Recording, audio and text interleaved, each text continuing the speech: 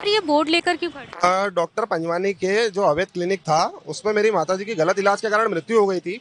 उसके संबंध में पिछले 3 महीनों से चप्पलें घिस रहा हूँ। डॉक्टर पर अभी तक एफआईआर नहीं हुई है और डॉक्टर के क्लिनिक को बार बार स्वास्थ्य विभाग या किस प्रशासनिक अधिकारी के द्वारा खोल दिया जाता है। और मैं ये पूछना चाहता हूँ आपके माध्यम से प्रशासन से कि प्रशासन उस डॉक्टर पर इतना मेहरबान क्यों है कि उसके ऊपर बिना एफआईआर के, बिना कोई कठोर कार्रवाई के उसके क्लिनिक को वापस से खोल दिया जाता है, जब स्वास्थ्य विभाग की रिपोर्ट ने उस डॉक्टर को और उसके सहयोगी दोनों को आरोपी माना है। उनकी रिपोर्ट ये बोलती है, मैं नहीं बोल रहा हूँ, उनकी रिपोर्ट जब बोलती है कि वो आरोपी है, तो आरोपी क्लिनिक कैसे चला सकता है बिना एफआईआर करे?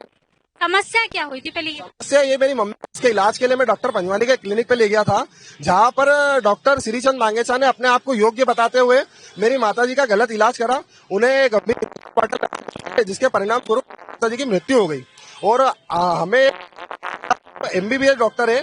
जब हमने बाद में जांच पड़ताल करी और जब हमें पता चला कि ये डॉक्टर तो बीईएमएस डॉक्टर है, जिनके पास कोई डिग्री नहीं है, जिनका 15 बेड का अवैध रूप से अस्पताल चल रहा है, जहां असंख्य दवाई गोलियों का भंडारण है, जिसका फार्मेसी का कोई लाइसेंस नहीं है, वहां एक्सपायरी डेट की दवाई गोलियां भी मिली और मात्रा विभाग द्वारा जब्त करी गई। भोपाल सैंपल भेजे गए, जिसकी ना तो आज तक कोई रिपोर्ट आई है, ना उस पर कोई कार्रवाई हुई है। तो प्रशासन इस डॉक्टर पर और उस क्लिनिक पर इतना मेहरबान क्यों है? और मेरे जैसे लोगों को परेशान होना पड़ रहा है। आज जैसे मेरी माताजी गई है, वैसे और भी कई अन्य लोगों की मृत्यु हुई होगी वहां पे, वो विचार नहीं उठा पाए होंगे। कोई वैल्यू नहीं है क्या? ये डॉक्टर ऐसे ही हत्या करते रहेंगे?